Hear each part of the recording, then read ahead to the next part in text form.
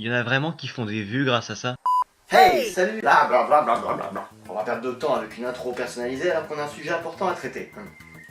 Comme vous le savez peut-être, ma chaîne a depuis longtemps croulé sous un tas de commentaires très constructifs comme « C'est trop nul! Pas cool de voler des cinématiques.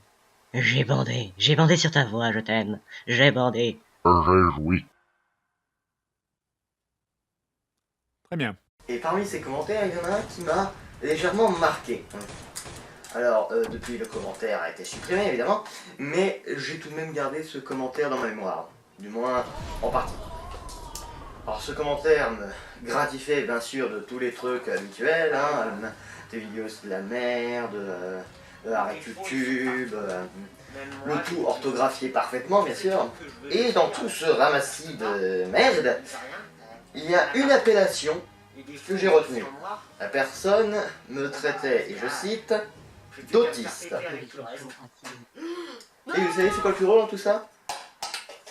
C'est que cette personne avait raison.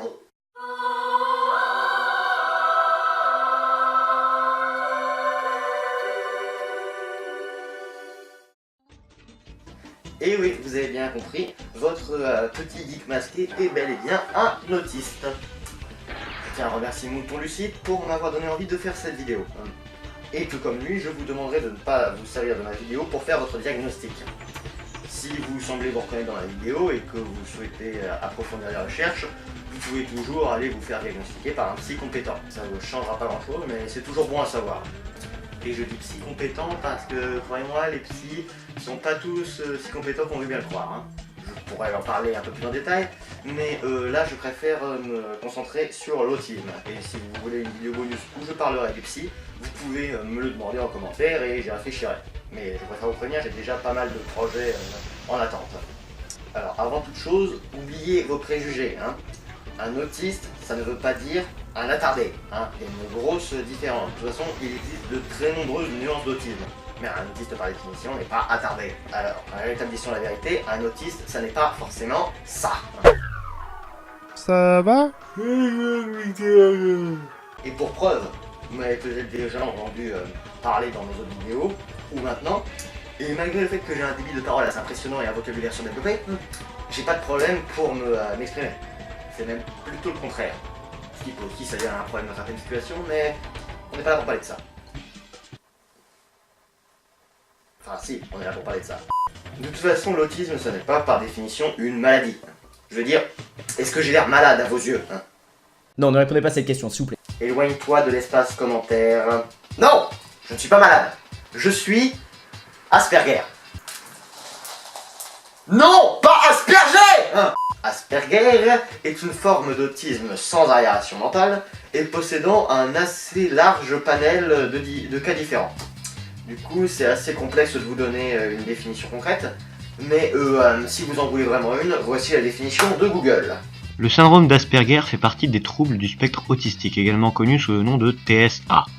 Les principales caractéristiques d'une personne atteinte du syndrome d'Asperger incluent un manque de socialisation, un manque de communication non verbale et une maladresse évidente.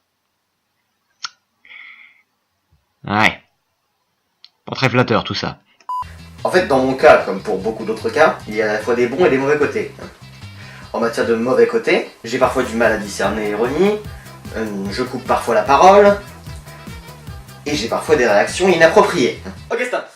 I'm a child. You can't touch this. You can't touch this. Can't touch this. Et tout ça combiné, ça a tendance à me rendre vite chiant. Et ça c'est peut-être aussi un peu dû à ma personnalité assez irritable. Aussi un autre problème, j'ai parfois tendance à passer du coq à l'âne. Ou du hibou au poisson. Pourquoi toujours le coq à l'âne? Bon, heureusement, comme je sais à peu près quand même comment fonctionnent les gens dits normaux, je déteste le concept de normalité. Eh bien je tente de prévenir afin d'indiquer que je vais passer du bélier à la chèvre. Mais bah tiens, 2 cervidés cette fois.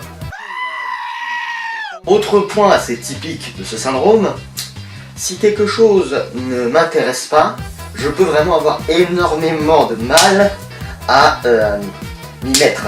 Tandis que si quelque chose me plaît, je peux au contraire aller assez loin dedans. Bon, honnêtement, n'étant pas docteur, je préfère m'arrêter là. Si vous voulez en savoir plus sur le syndrome d'Asperger, je vous invite soit à faire des recherches de votre côté, soit à aller voir la vidéo de Mouton Lucide. Encore merci à lui d'ailleurs. Alors, vous espériez peut-être avoir plus d'informations sur ce fameux syndrome d'Asperger, mais cette vidéo n'est pas vraiment une vidéo explicative du syndrome d'Asperger, mais plus un coming out de ma part pour que vous ayez une chance de mieux me comprendre. Sur ce, je vous remercie d'avoir regardé cette vidéo jusqu'au bout, à moins que vous n'en ayez sauté une partie, auquel cas faites demi-tour. Plus sérieusement, mes remerciements les plus sincères pour avoir regardé. Je vous invite éventuellement à partager, à mettre un j'aime, à vous abonner, ça fait toujours plaisir. Et sur ce, je vous dis à la prochaine.